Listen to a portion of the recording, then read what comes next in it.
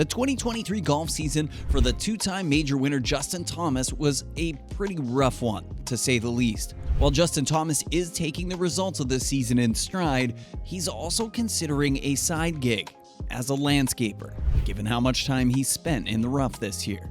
Today on Good Bogey Golf, we will look into Justin Thomas's 2023 and why his performances are coming up short. From his run on the 2023 Ryder Cup as a wildcard member to his shabby record this year, we'll cover it all. We'll also peek into what 2024 might hold for this former world number one and why perhaps it may be a bit brighter than 2023. So without further ado, let's dive into the world of Justin Thomas. Justin is pretty clear on his stance that 2023 was his least successful year so far in his career, and he isn't shying away from saying this publicly, and we couldn't agree more, as it was hard to find anything that positive about his results this year. He missed the cut in 3 majors, including a disappointing showing at Royal Liverpool, the year's final major.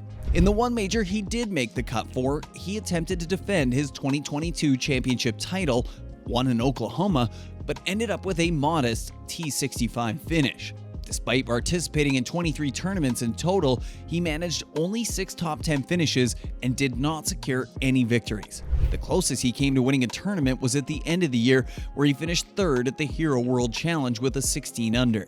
So how did this compare with his own expectations? Well, as it turns out, on an annual basis, Justin shares his goals for the year and reflects on them by the end of the year to see which ones he's achieved and which ones he's missed out on. In his post, Justin listed the following as his 2022-2023 goals: make Tour Championship, make Ryder Cup team and win the Cup, win 3 times, win 1 major, top 10 in over half of the events, lowest scoring average, no missed cuts, number 1 in the world. After reviewing his performance this year, he stated, "At least I got one." The one exception is making the 2023 Ryder Cup team. That being said, we'd count it more like a half, considering the goal was to make the team and win. But hey, let's not be picky here.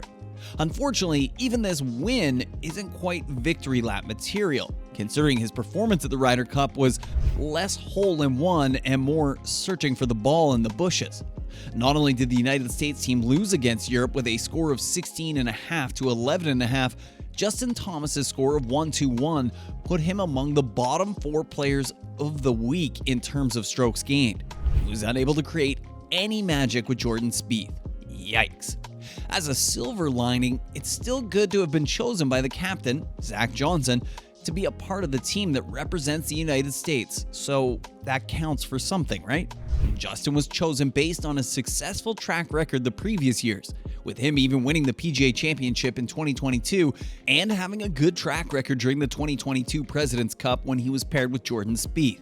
Also, not everyone boasts the title of being the number 1 golf player in the world, albeit for just a short moment, which makes picking Justin an almost no-brainer. Sadly, this is where the positive news ends for Justin, as he had a very rocky year professionally. With his disappointing performance year-round, it wouldn't be out of the realm of possibility for Justin to not be picked for the next Ryder Cup if he doesn't qualify. Justin started his losing streak, if one could call it that, during several marquee events in early 2023. In the Farmers Insurance Open, the Genesis Invitational, and the Arnold Palmer, he scored 1 under, 5 under, and 3 under, just barely making it in the negatives. This resulted in finishes above the top 20, but his less than stellar performance continued into the Masters, where he scored a +4 over and missed the cut. Then in the next 2 majors, the PGA Championship and the US Open, he combined for a score of 26 over and missed the cut on both of them. After being cut from the 3 major tournaments, namely the Masters, US Open, and the Open Championship, Justin finally saw some play in the PGA Championship, where he was the champion the year before. But Justin finished the PGA Championship with a T65 finish, a far cry from his first place last year and the years prior, setting this as his all-time low in his records with the PGA. This also marks Justin's all-time low in terms of how many majors he's entered in a single season. Justin only managed to enter 1 major when he only used to miss 1 or none at all in the previous years. In comparison, in 2022, Justin finished T8 in the Masters tournament, 1st in the PGA, tied 37th in the US Open, and tied 53rd in the Open Championship. It's no surprise that because of this, Justin Thomas dropped to the 24th place in the world ranking. So what exactly happened to Justin Thomas's game? While many golf fanatics may be disappointed with Justin Thomas's recent performance, the most disappointed person would be Justin himself. Jack Russell, an experienced PGA associate teaching professional and former Div 1 college golfer at Lehigh University, analyzed what exactly went south for Justin.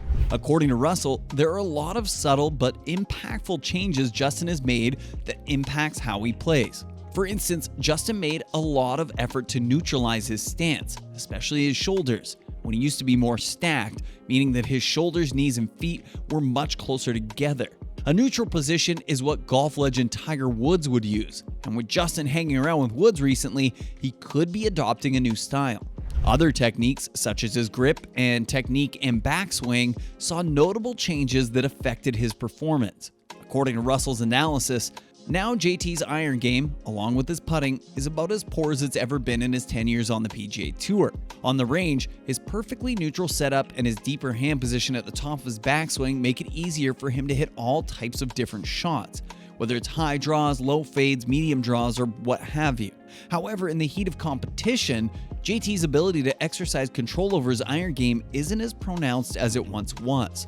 These subtle shifts, while minor, can play a huge role when it comes to winning and losing. While Justin Thomas had a painfully bad year, the good thing about all this is Justin's mindset. He's very positive about the future. In an Instagram post, Justin mentioned that despite his unsuccessful run this year, he still had an amazing opportunity to learn many things and grow as a golfer. Justin claims that he'll be taking a few weeks off to relax and heal with family and friends, and then come back swinging, literally, for 2024. It will be Justin's 10th season on tour, and he claims that it will look 1% better each day. Fans and analysts alike will expect a few changes to his gameplay, mainly reverting to what he was comfortable with and letting go of a style he's only emulating. With this, many are hopeful for Justin's successful comeback in 2024. Will the former world number one climb back to his glory days and reach the top 10? We certainly hope so. If you enjoyed this video and you want to see more like it, check out our other videos. And that's another round of Good Bogey Golf. Golf for busy people, where we've got your back, keeping you in the loop no matter how tight your schedule is. Don't forget to swing that like button, share this video with your fellow golf enthusiasts, and subscribe to our channel for your quick and easy golf updates. Remember, time may be short, but the game is long. Stay ahead of the curve with Good Bogey Golf. Thanks for watching, keep your eye on the ball, and we'll see you next time.